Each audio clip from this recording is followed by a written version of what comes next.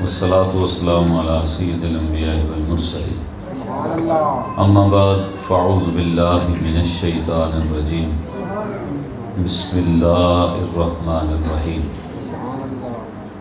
یا ایھا النبی انا ارسلناک شاہدا ومبشرا ونذیرا صدق اللہ مولانا العظیم ان اللہ وملائکتہ یصلون علی النبی یا ایھا الذین آمنوا صلوا علیہ وسلموا تسلیما الصلاۃ والسلام علیک یا سیدی یا رسول اللہ وعلی آلک وصحبہ یا سیدی حبیب اللہ۔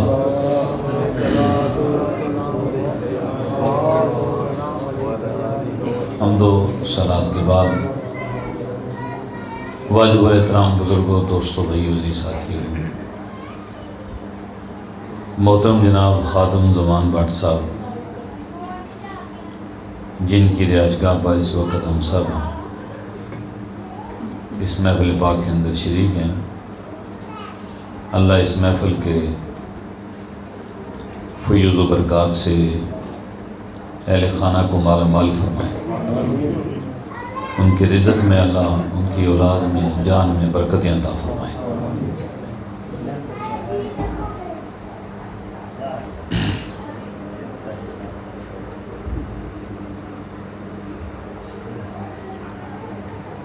بڑا انسان وہ ہوتا ہے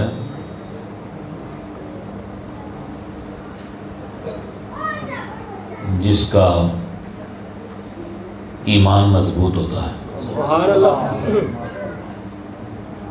بڑائی اسی کو ملتی ہے جو کائنات میں سب سے بڑی ہستی کے ساتھ اپنے آپ کو جوڑ لیتا ہے۔ ماشاءاللہ ماشاءاللہ۔ دولت شہرت سے لوگ بڑے نہیں ہوتے، یہ وقتی بڑائی ہوتی ہے، دائمی اور ادبی بڑائی قرب الہی ہے۔ ماشاءاللہ۔ جب ہم کسی آدمی کے لیے قرب الہی کا لفظ استعمال کرتے ہیں اس سے مراد یہ ہوتی ہے کہ یہ اللہ کے قریب ہے، سبحان اللہ۔ یہ اللہ کے تو اللہ کے قریب ہونے کا مقصد یہ ہے کہ وہ اس وقت مخلوق میں سب سے اونچا ہے۔ سبحان اللہ۔ جو جتنا اللہ کے قریب ہوگا اتنا مخلوق سے بے نیاز ہوگا، ماشاءاللہ۔ اتنا مخلوق سے وہ بلندی اور رفع درجات پہ ہوگا۔ میرے محترم سامعین، اللہ نے ہم سب کو نبی اکرم صلی اللہ علیہ وسلم کی امت میں پیدا فرمایا، سبحان اللہ۔ اور پہلا ہی درجہ ہمیں یہ دیا کہ ہم باقی جتنی امم گزری ہیں ان سے فوقیت، رفع درجات اور رفع مقامات میں اللہ نے ہمیں اعلیٰ اور عرفہ بنا دیا ہے۔ سبحان اللہ۔ آج میں جو چند باتیں آپ کے گوش گزار کروں گا میں فضائل کے حوالے سے کر دیتا ہوں۔ آج ماشاءاللہ ماشاءاللہ۔ سبحان اللہ۔ قرآن پاک کی یہ آیت میں کافی دنوں سے پڑھ رہا ہوں تو آج میں چاہتا ہوں اس کا میں ترجمہ کر لوں اصول برکت کے لیے۔ بڑی مشہور آیت ہے اور جب یہ پڑھی جائے تو جس کو معنی نہیں سمجھ آتا ہے اس کو بھی ویسے دل اس کا ٹھر جاتا ہے، ماشاءاللہ۔ اسے ٹھنڈک اور ایک حلاوت سی ایمان کی۔ اچھا، قرآن سارا ہی اللہ کا ہے اور سارا ہی ماشاءاللہ اس کا کوئی جواب نہیں ہے، اس میں کوئی شک والی بات نہیں ہے، لیکن دیکھیے غور کیجئے، قرآن کی کچھ آیتیں ایسی ہوتی ہیں کہ جن کے تراجم سے ہم واقف نہیں ہوتے، لیکن وہ آیتیں پڑھنے کے ساتھ ہی زبانوں سے بے ساختہ سبحان اللہ نکلتا ہے۔ سبحان اللہ۔ ایسی ہیں باتیں، کچھ آیات، کچھ صورتیں، مقامات ایسے ہوتے ہیں کہ پڑھتے ہی انسان کا چہرہ کھلکھلا اٹھتا ہے اور وہ خوشی سے سبحان اللہ کی آواز کو بلند کرتا ہے۔ اللہ کریم نے اس آیت کے اندر ارشاد فرمایا، اعوذ باللہ من الشیطان الرجیم، یا ایھا النبی انا ارسلناک، اے نبی ہم نے آپ کو بھیجا، شاہدوں و مبشروں و نذیرا، گواہ بنا کر خوشخبری دینے والا اور اللہ کی طرف سے ڈر سنانے والا۔ سبحان اللہ آیت کے مفہوم پر غور کرنے سے پہلے اسلوب تفاسیر کو دیکھتے ہوئے قرآن پاک جب اللہ اپنے کلام کو اپنے محبوب کے قلب اطہر پر اتار رہا ہے تو وہ لا ریب ہے، اسی طرح اس کا کلام بھی لا ریب ہے۔ سبحان اللہ۔ اب میں یہاں پر آپ کی توجہ مبذول کروانا چاہتا ہوں کہ قرآن غیر مخلوق ہے۔ یہ بچی کو چپ کرائیں۔ قرآن کیا ہے جی؟ غیر نہیں مارنا، نہیں آرام میں غیر مخلوق ہے۔ بس توجہ میری حل کرے گا۔ سبحان اللہ۔ قرآن کیا ہے؟ غیر، یعنی یوں سمجھیں مخلوق فانی ہے، ختم ہونے والی ہے، اور قرآن غیر فانی ہے اور نہ ختم ہونے والا کلام ہے۔ کیوں؟ کہ یہ اللہ کا کلام ہے، اور اللہ جس طرح ہمیشہ سے ہے اور ہمیشہ رہے گا، اسی طرح اس کا کلام بھی ہمیشہ سے ہے اور ہمیشہ رہے گا۔ اب اس پر میں چند روایات آپ کے سامنے پیش کرتا ہوں اس اسلوب پر کہ قرآن غیر مخلوق ہے۔ قرآن یہ کوئی چھوٹا سا جملہ نہیں، آپ نے سبحان اللہ کہہ دی، میں نے کہہ دیا جی قرآن کیا ہے؟ غیر مخلوق ہے۔ لیکن اس کے بیک گراؤنڈ کو اگر دیکھیں آپ تو یہ جملہ جس نے پہلی مرتبہ کہا تھا نا، اس کو اونٹوں کے ساتھ باندھ کر مخالف سمت پر اونٹ دوڑا دیے تھے، اس کے جسم کی بوٹی بوٹی کر دی، لیکن وہ مرد کلندر کی ایک ایک بوٹی بھی یہ کہتی رہی قرآن غیر مخلوق ہے۔ قرآن کیا ہے؟ بھئی ہمیں تو کوئی زور نہیں لگتا، ہمیں زور نہیں ہے، اور اگر دین پر کوئی مشکل وقت آ بھی جائے تو ہمیں کیا مسئلہ ہے؟ ہمیں کوئی ٹینشن نہیں ہوتی، ہمیں کوئی پرواہ، لیکن یہ ان پر قربان جائیں جن کے ذریعے دین ہم تک پہنچا ہے۔ پوری دنیا سے انہوں نے ٹکر لے لی، اپنی جان تک قربان کر دی، لیکن نہ قرآن پر، نہ صاحب قرآن پر، نہ دین اسلام پر ایک حرف بھی نہیں آنے دیا۔ سانو پکی پکائی دیگ لبھی ہے، اسی اس واسطے قدر نہیں ساڑھے کو۔ امام مالک کو عباسی خاندان کا ایک بادشاہ تھا، اس نے کہا کہ قرآن غیر مخلوق ہے۔ آپ نے فرمایا نہیں، اس پر بحث و مباحثہ شروع ہو گیا، جو کافی دیر، کافی دن، مہینے لگ گئے، مناظرے ہونے لگے۔ مناظروں میں آپ نے اپنے ہم عصر جو گورنمنٹ کے تنخواہ یافتہ مولوی تھے، ان کو آپ نے علمی میدان میں گرا دیا کہ قرآن غیر مخلوق ہے۔ قرآن کیا ہے؟ اب بادشاہ خود میدان میں آ گیا اور اس نے کہا کہ مالک کہ تو اپنا فتویٰ واپس لے لے، بصورت دیگر میں تمہیں سخت سزا دوں گا۔ امام مالک صبح فجر کے بعد درس دیتے تھے، ظہر کے بعد بھی دیتے تھے، عصر کے بعد بھی دیتے تھے، مغرب کے بعد بھی دیتے تھے، عشاء کے بعد بھی درس دیتے تھے، اور بعض خاص لوگوں کو تہجد کے بعد بھی درس دیتے تھے۔ روایات کے اندر آتا ہے کہ تہجد کے بعد جو خاص قسم کی آپ کی محفل ہوتی تھی، اس میں بھی کئی ہزاروں میں لوگ ہوتے تھے۔ گل سمجھے ذرا بڑے، اے جڑی میں تھوڑے نا گل بیان کر رہے ہیں، یہ کم از کم 18 تو 20 کتاباں تسی پڑھو تے گلاں تانوں لبن گی۔ 18 تو 20 کتاب، ایک کتاب یہ گل نہیں لکھی کہ میں تانوں بیان کر رہا ہوں، مختلف کتاباں جو میں تھوڑے نال گل پیش کر رہے ہیں۔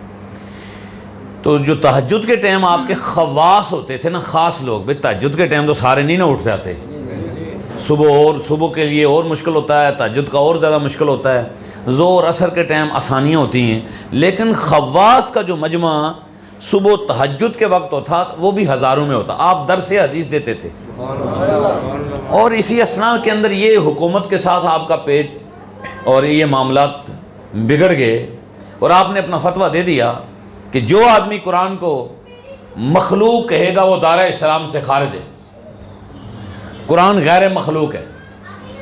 اس پر علامہ ثناء اللہ پانی پہ تو دیگر لوگوں نے بڑا کچھ لکھا ہے، وہ میں اس بحث کی طرف جانا نہیں چاہتا کہ قرب قیامت یہ جو صفحات ہیں نا جن پہ قرآن لکھا ہوا ہے یہ رہ جائیں گے، جو لفظ ہیں وہ اٹھا لے گا اللہ، لفظوں کو اللہ اٹھا لے گا، اور جن کے سینے میں محفوظ ہے وہ محفوظ رہے گا، جو حافظ ہیں ان کے سینے میں محفوظ رہے گا، باقی قرآن خالی صفحے رہ جائیں گے، الفاظ کو اللہ اٹھا لے گا۔ امام مالک سے جب بحث مباحثہ ہوا تو آپ نے فرمایا یہ جو الفاظ ہیں نا یہ غیر مخلوق ہیں، یہ کیا ہیں؟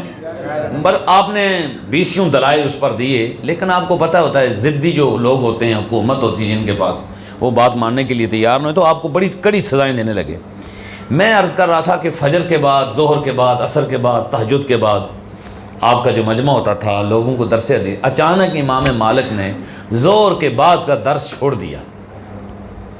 لوگوں نے پوچھنا شروع کر دیا، جو متلاشی حق ہوتے ہیں، جنہیں علم کی پیاس ہوتی ہے، جب انہیں علم نہ ملے تو وہ پوچھتے ہیں کہ جناب وہ کیوں نہیں آپ درس دے رہی ہے، اے امام آپ درس کیوں نہیں دے رہے؟ آپ نے جو تاریخی جملہ ارشاد فرمایا اس کو سنیے اور اپنے ایمانوں میں ٹھنڈک پیدا کیجیے۔ آپ نے فرمایا یار بات یہ ہے، باقی 4-5 ٹائم میں درس دے رہا ہوں، ایک ٹائم میں نے اب رکھ لیا ہے، ایک ٹائم میں نے رکھ لیا ہے کہ میں جن کا علم دے رہا ہوں نا ان کے گھر میں جھاڑو دے لوں۔ لوگوں نے پوچھا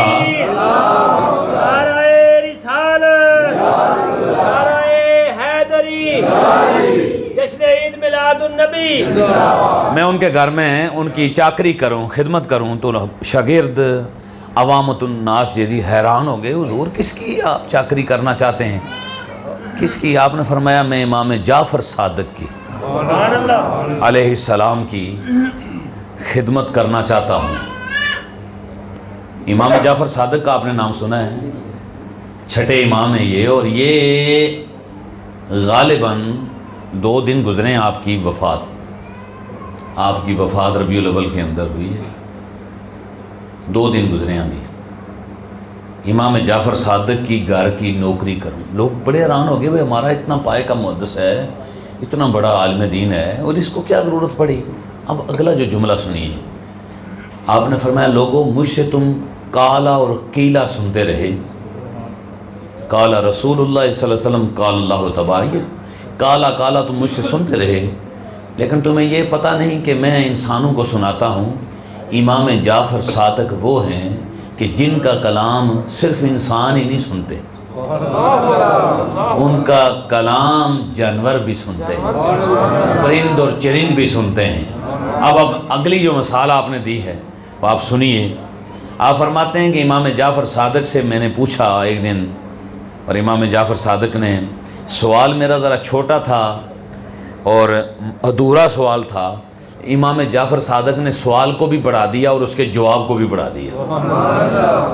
تو امام جعفر صادق سے میں نے پوچھا مکھیوں کے متعلق، شہد کی مکھیوں کے متعلق، تو آپ علیہ السلام نے فرمایا شہد کی مکھیاں جب 1 کلو شہد بناتی ہیں نا، کتنے کلو؟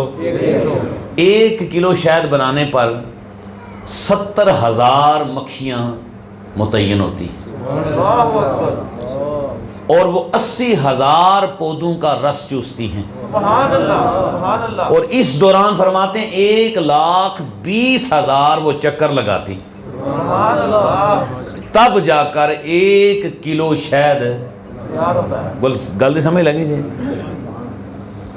جسے مکھیوں کی تعداد کا بھی پتہ ہے اور ان کے آنے جانے کے چکر کا بھی پتہ ہے، اور جسے یہ بھی پتہ ہے کہ اس نے کتنے پودوں کا رس چوسا ہے، اس کو امام جعفر الصادق علیہ السلام کہتے ہیں۔ اور امام جعفر الصادق چھٹے امام ہیں، امام باقر کے بیٹے ہیں، امام باقر بیٹے امام زین العابدین کے، امام زین العابدین بیٹے امام حسین کے، اور امام حسین بیٹے ہیں مولا علی کے، اور مولا علی بیٹے ہیں جناب سرکار ابو طالب کے۔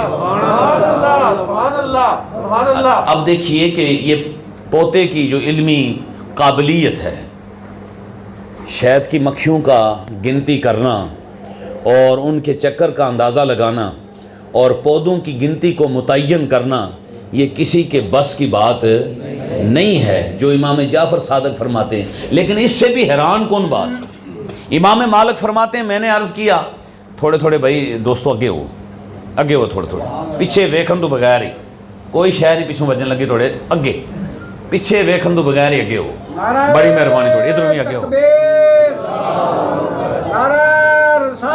اگے ہو۔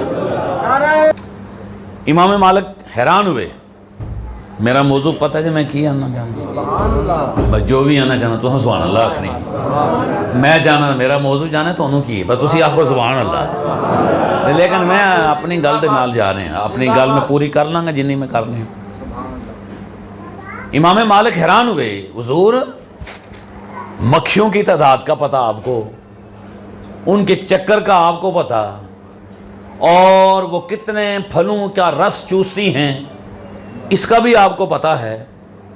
بڑی حیرانگی والی بات ہے، اللہ نے آپ کو علوم اور فضول کے اعلیٰ منصب پر فیض کیا۔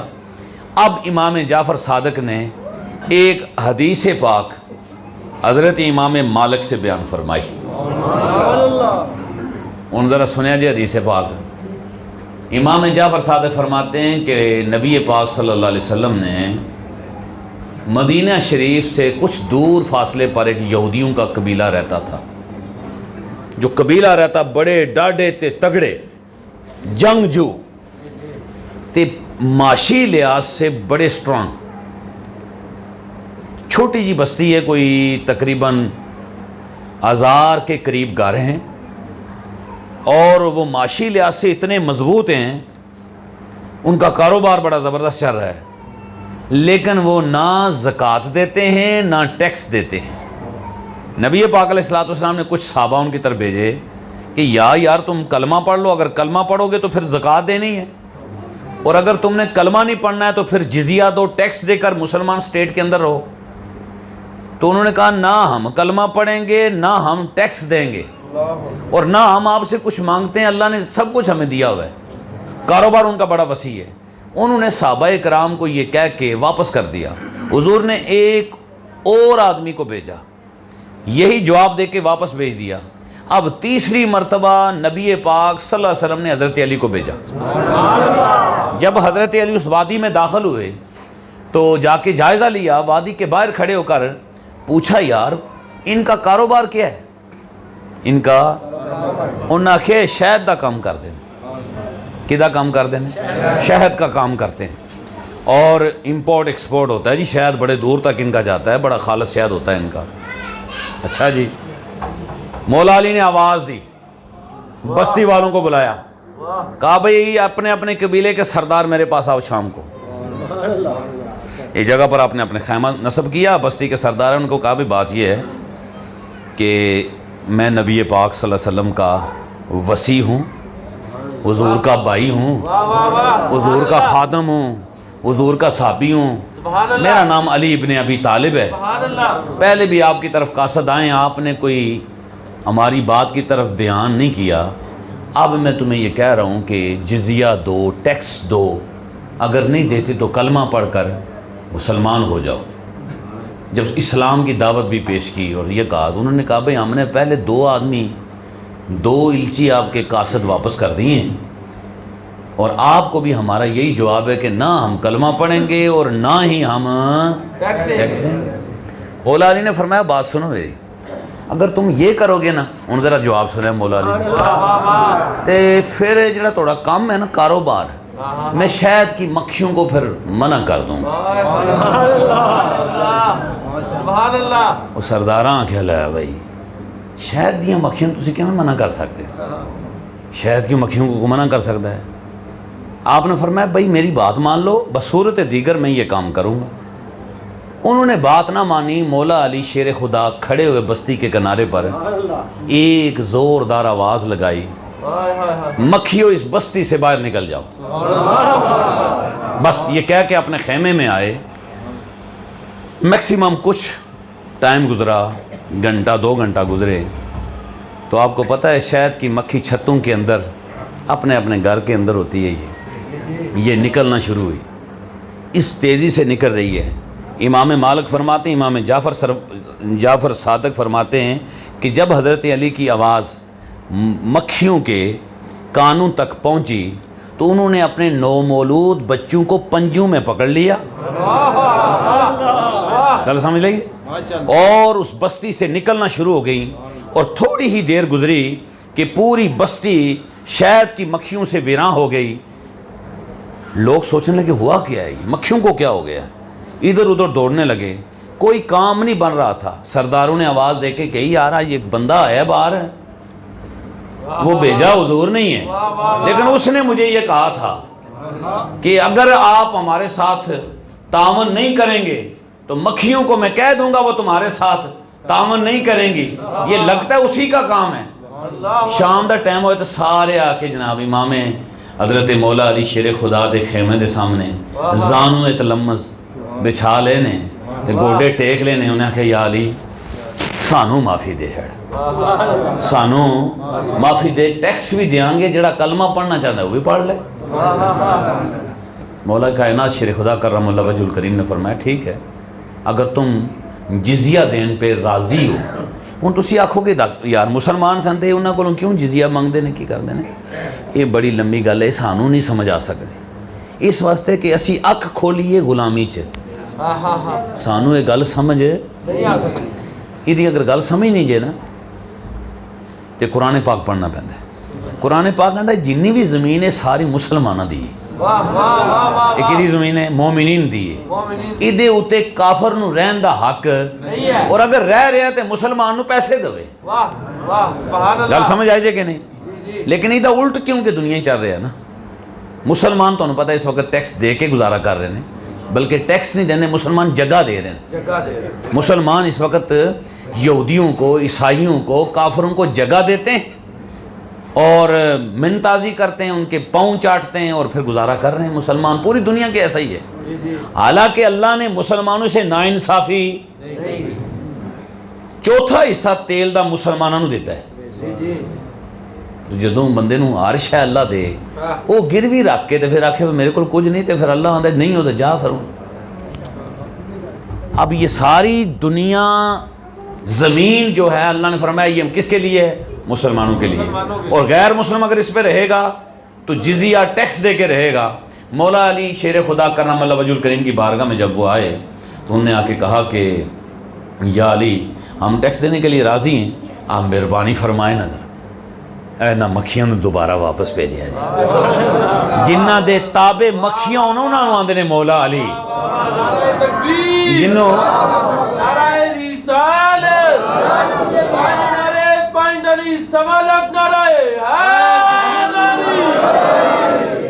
انا مدینۃ العلم والی بابوہا، یہ دروازے کا یہ عالم ہے، اور جو شہر مدینہ ہے، جو علم ہے شہر کا، اس کا کیا مقام ہوگا. اندازہ کیجئے کہ مولا علی شیر خدا کرم اللہ وجہ الکریم، ایک گل تو تمہیں سنی ہے نا کہ جدوں شہد دی مکھی رس چوس دی تے درود پاک پڑھ دی. یہ گل تو سنی ہے، لیکن اگلی گل تو اس واسطے نہیں سی نے سنی کہ اگلی گل جاندی ہے مولا علی ہے، رس چوس دی ہے تے درود شریف پڑھ دی ہے تے تسی بھی درود شریف پڑھو. تے اسی پاویں جنہ پڑھ لئیے، اسی چینی نو مزید میٹھا نہیں کر سکتے. اسی جننے کو کڑوے ہیں نا، اسی جنہ مرضی درود پاک پڑھ لیے. کیوں کہ ساڑھے دل ہی بغض ہے اہل بیت دا. تے جدوں بغض ہوئے گا تے درود جنہ مرضی پڑھ لو، درود انہاں دا قبول ہوندا ہے تے جنہ دے دل وچ اہل بیت دی محبت ہوندی ہے. ماشاءاللہ ماشاءاللہ. اچھا مولا کائنات شیر خدا کرم اللہ وجہ الکریم کو سفارش کی گئی یا علی ہم نے آپ کی بات مان لی ہے، اب مکھیوں کو دوبارہ ہماری بستی میں آنے کی اجازت دی جائے. ہن دسو کہ یہودیاں دا یہ عقیدہ بن گیا ہے کہ مکھیاں کڈن والا بھی یہی تے دوبارہ لیان والا بھی یہی دا ترلا لو. ساریاں جدوں ترلا من کی مولا کائنات میں تے کھلو کے آکھیا مکھیو واپس ہون تسی آ جاؤ، ساڑی تے انہاں دی صلح ہو گئی ہے. اٹھاؤ صحیح بخاری